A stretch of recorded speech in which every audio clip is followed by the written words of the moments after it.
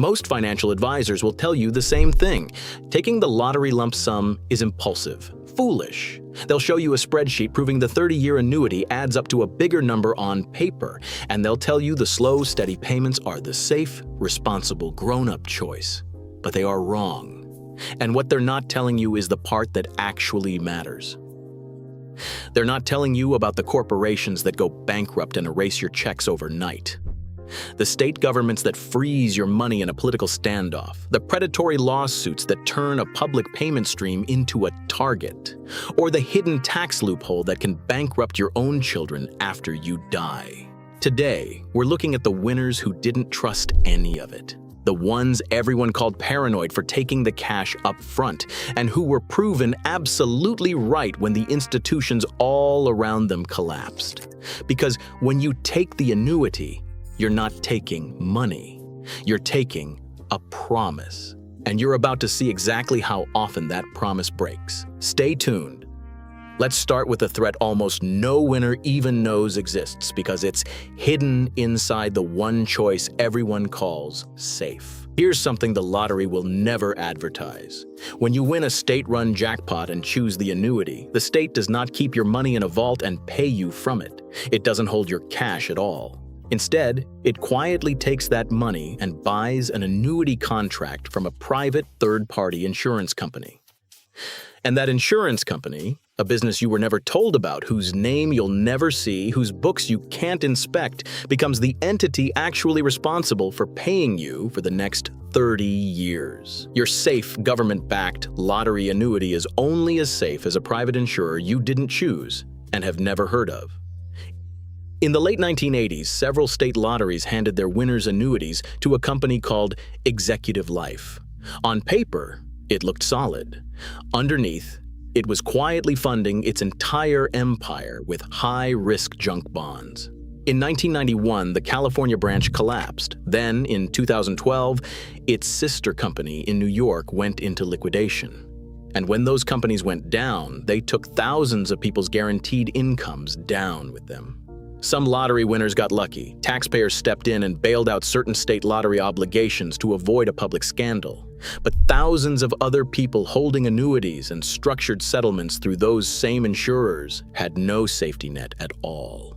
When the dust settled on the New York liquidation, over 1,500 people saw their guaranteed lifetime payments permanently slashed, some by as much as 66%, because the amount they were owed exceeded the state guarantee caps.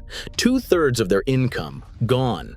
Not because they did anything wrong, because an insurance company they never chose gambled on junk bonds and lost. And if you think that is a relic of the past, think again. This is the exact same structural weakness that wiped out Publishers Clearinghouse winners in 2025, a story we have covered on this channel before. PCH stopped backing its lifetime prizes with external insurance years earlier, so when the company filed for bankruptcy and was sold off, the new owners simply refused to honor the old prizes. Annuity takers like John Willie, who had built his life around those checks, were left with nothing overnight. The winners who had taken the lump sum instead were completely untouched. Different decade, different company, exact same lesson. A promise is only as strong as the institution making it. And institutions fail. But at least with a private company, you can tell yourself it is a fluke of the free market. The next threat comes from the one place everyone assumes is bulletproof, the government itself. The state IOU freeze. In July of 2015, the state of Illinois ran headfirst into a historic budget deadlock. The politicians couldn't agree on a budget, and the entire state treasury seized up. And lottery winners got caught directly in the gears. Here's what actually happened. Under Illinois law, without an approved state budget, the comptroller was legally prohibited from cutting a check for any lottery prize over $25,000. Not delayed, prohibited. Winners who had legitimately won their money walked into the lottery office and were handed a piece of paper, a government IOU, instead of their cash. Rhonda Rache won her prize and got an IOU. Daniel Chastain won $10 million and got the same worthless promise. Both of them had to file a federal lawsuit against the state of Illinois just to force the government to pay them the money they had already won. Now here's the part that matters for the annuity debate. The winners who had taken lump sums in previous years, they slept soundly. Their money was long gone from the state's hands, sitting safely in their own accounts, completely out of reach of the budget crisis. But every winner still on an annuity, still waiting on the state to mail them an annual check, suddenly understood something terrifying. Their next payment, and the one after that, and every payment for the next 30 years depended entirely on the state of Illinois being willing and legally able to pay. And for months, it simply wasn't. Winners on those annual checks faced real consequences, car repossessions, foreclosure notices, while the state sat on money it had promised them and kept right on selling lottery tickets the entire time, taking money in the front door, refusing to pay it out the back. That's the safe government annuity in practice. Now let's talk about what an annuity does the moment someone decides they want a piece of you. An annuity is a public, predictable 30-year river of money. And a river that everyone can see is a river everyone can try to dam, divert, or dip into. The moment your name is attached to a recurring payment stream, you become the easiest possible target for anyone with a lawyer and a grievance. Consider Nigel Page. In 2010, Page won a £56 million Euro Millions jackpot in the UK. But there was a ghost in his past. A full decade earlier, he had divorced his ex-wife, Wendy. The problem was, when they split, they never obtained a legally binding clean break order, the document that formally, permanently severs two people's financial ties. On paper, that loose thread had just sat there harmlessly for 10 years. Then Page won £56 million, and that loose thread became a noose. Wendy launched a lawsuit demanding an £8 million share of his jackpot a full decade after they'd separated. Now here's why the lump sum saved him. Because UK winnings are paid as one immediate tax-free lump sum, Page had all his money in his control right now. That gave him the power to simply end the problem. He negotiated, paid Wendy a one-time settlement of £300,000, and secured a legally binding clean break that permanently ended her claims forever. Done, handled, gone. Now imagine he'd taken an annuity instead. He'd have had 30 years of predictable annual payments, a perfect court-friendly target. Her lawyers wouldn't have needed a lump settlement. They'd have asked a judge to garnish his annual checks for years to come, turning his win into a recurring court date. The lump sum didn't just pay her off. It gave him the power to close the door. The next winners figured out how to make sure the door never opened in the first place. If a public annuity makes you a target, then the smartest move of all is to never let anyone find you. And a lump sum is what makes vanishing possible. In 2018, a 20-year-old named Shane Missler won a $451 million Mega Millions jackpot in Florida, 20 years old. He could have taken the annuity, 3 decades of steady checks. Instead, he took the cash, a lump sum of just under $282 million. And here is the genius part. He did not claim it as Shane Missler. He funneled the entire prize into a private legal entity, a trust with the almost comically on-the-nose name Secret 007 LLC. His name was severed from the public record. The money belonged to an anonymous company, and the young man behind it effectively disappeared before a single lawsuit, con artist, or long-lost relative could ever find him. 3 years later, a group in Maryland did the same thing on an even bigger scale. They won a $731 million Powerball jackpot, the largest in Maryland history. They took the lump sum cash option of $546.8 million, and they claimed it anonymously under a nickname they gave themselves, the Power Pack. No names, no faces, no public targets, just a wall of legal anonymity, made possible because they took the cash and controlled it immediately, rather than tying themselves to a 30-year government payment plan with their names on it. Taking the lump sum did not just protect their money, it let them protect themselves by vanishing entirely. And that is a defense the annuity can never offer, because the annuity requires the state to know exactly who you are and to keep paying you in public for 3 decades. If you have watched John Willie lose his lifetime checks to a bankruptcy, or Nigel Page face a surprise lawsuit a decade after his divorce, and you have realized you would not trust the system either, do me a favor and comment the word cash below, so I know you are with me. Now let's talk about the trap that doesn't wait for a lawsuit or a bankruptcy. It waits for you to die. This is the threat almost nobody sees coming because it doesn't hurt you. It hurts the people you leave behind. And it's a loophole in the tax code that can turn your generous 30-year gift into a financial catastrophe for your own family. Meet Mildred Lepatkovich and Mary Susterik.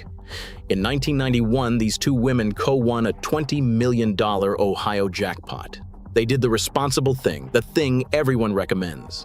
They chose the annuity, spreading their winnings out over 26 years of steady, sensible payments. Then, in 2001, both women died, having collected only 11 of their 26 payments. 15 years of payments were still owed to their estates. And that's when the trap sprang shut. The moment they died, the IRS came calling. Under federal law, the government calculated estate tax based on the present value of all 15 years of remaining future payments and demanded that entire tax bill be paid in cash within 9 months. But here's the vice grip. The money to pay that tax was locked inside the annuity, which only paid out slowly, once a year. The heirs couldn't accelerate it. The state lottery refused to speed up the payments. So the families were sitting on a massive tax bill due almost immediately, with no cash available to pay it, because their inheritance was trapped in a slow annual drip. They had only one option, and it was brutal. The executors were forced to petition the state for an emergency lump sum conversion, cashing out all the remaining payments at once just to pay the IRS. And because it was a forced emergency liquidation, the state recalculated the value using a punishing 9% discount rate, vaporizing over half of the remaining jackpot. The families lost a fortune, not to bad luck, but to the simple, cruel mechanics of how an annuity collides with death and taxes. Now, compare that to a woman who saw the entire trap coming from a mile away. In 2012, an 81-year-old woman named Louise White won a $336 million Powerball jackpot in Rhode Island. And at 81 years old, she made a choice that looks, on the surface, completely backwards. She turned down the steady lifetime income and took the lump sum, around $210 million. Why would an 81-year-old refuse guaranteed annual payments? Because she, or the sharp advisors she immediately hired, understood the exact death trap that destroyed the Ohio families. If she had taken a 30-year annuity and passed away just a few years in, her heirs would have been hit with that same catastrophic tax bill due in cash, with the money locked away in future payments they couldn't reach. They would have been forced into the same fire sale liquidation, losing a massive chunk to a discount rate. So she refused to walk into it. She took the lump sum, paid her income tax up front and on her own terms, and placed the net proceeds into a carefully structured, irrevocable trust she named the Rainbow Sherbert Trust. By doing so, she completely bypassed the post-death IRS liquidation trap. Her family would inherit clean, liquid, protected wealth, not a tax nightmare wrapped around a locked annuity. Same trap, 2 opposite outcomes. The Ohio families walked into it blind. Louise White saw it and stepped around it. The only difference was the choice made in the lottery office. And the next trap is one that catches entire groups of people all at once. Here's a scenario almost nobody thinks about until it's too late. You win the lottery as part of a group, an office pool, a family syndicate, a group of friends who have been chipping in $1 a week for years. Now, if that group chooses the annuity, something dangerous happens. All of you become legally chained together for 30 years. Think about what that actually means. For 3 decades, your financial fate is entangled with every other member of that group. If one member goes through a bitter divorce, their spouse may come after the whole payment stream. If one member declares bankruptcy, creditors can target the shared annuity. If one member dies, their estate and heirs get entangled in the group's payments. You are locked into everyone else's life problems for 30 years, whether you like it or not. The smart syndicates saw this and refused. Consider the Long Island 23, a group of 23 coworkers who won a $437 million Mega Millions jackpot in 2019, the largest in New York lottery history. They had been quietly pooling $1 each per week, and when they won, they did not chain themselves together for 3 decades. They claimed the prize through a legal entity called New Life 2019 LLC and took the lump sum cash option of $262 million. Every member took their individual cut, paid their own individual taxes, and walked away clean and free on day one. No 30-year entanglement, no shared liability, done. The same thing happened with one of the largest jackpots in the history of the world. In 2023, a group represented by a man named Theodorus Strike won the $1.765 billion Powerball jackpot in California, the second largest in U.S. history. They took the lump sum cash option of $774.1 million, dissolved their shared liability instantly, and each walked away with their own clean share, free of the 30-year rope that an annuity would have tied around all of them. And there is one final knife in the annuity's back, the ultimate proof of the trap. Say, you took the annuity and years later you regret it, or you hit an emergency and need your money now. You cannot just cash it out with the lottery. So who do you turn to? Predatory factoring companies. Their entire business model is buying your future annuity payments from you at a brutal discount, often 15% or more.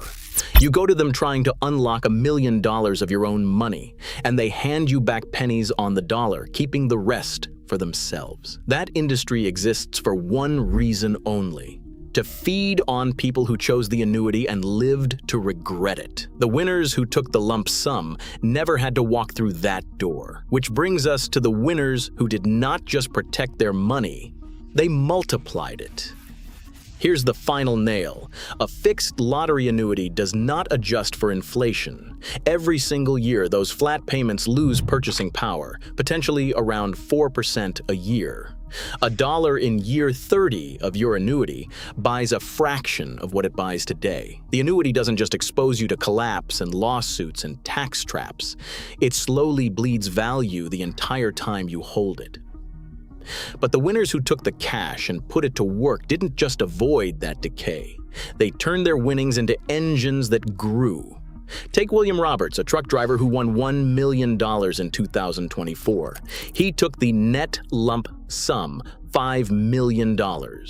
Now, in the trucking world, you scale by buying rigs outright. If he'd taken the annuity, his annual payment would have barely covered a single modern semi-truck.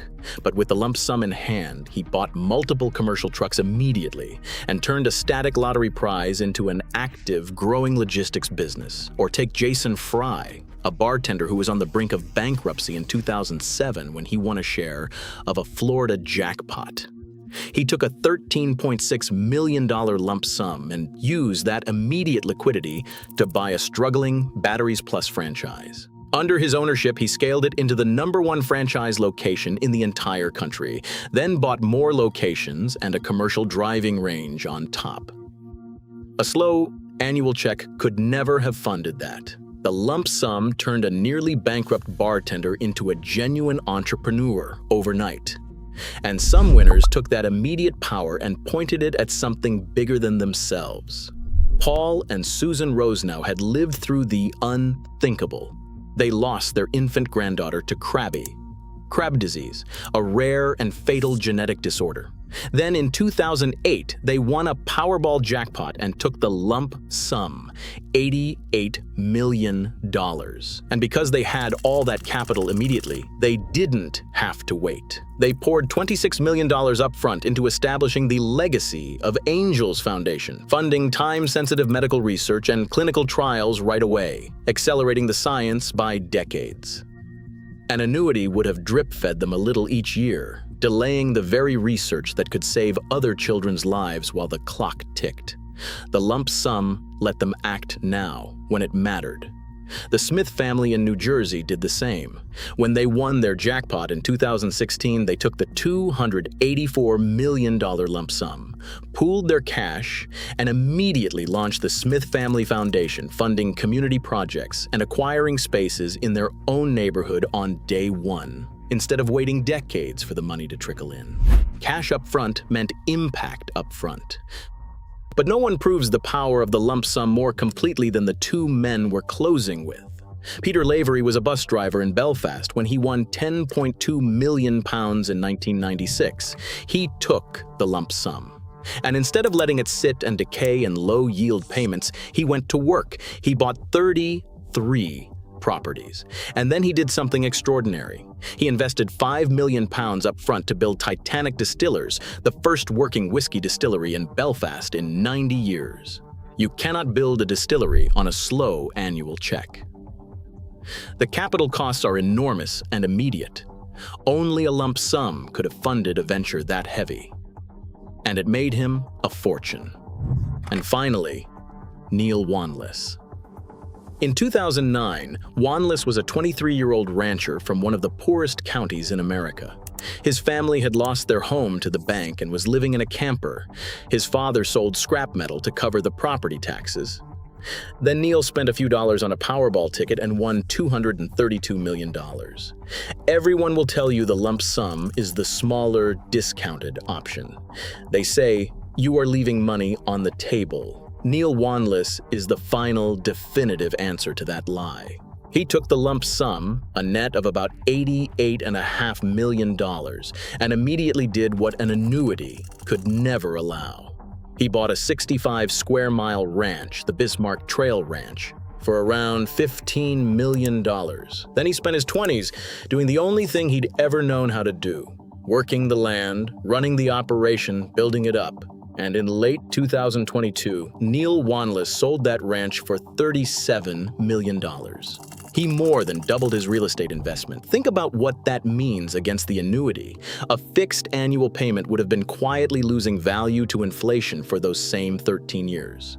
Instead, Wanless took his cash, bought a hard, appreciating asset, and turned it into an engine that outran inflation and doubled his money. That is the entire thesis of this video, standing in a pair of boots on 50,000 acres of South Dakota land.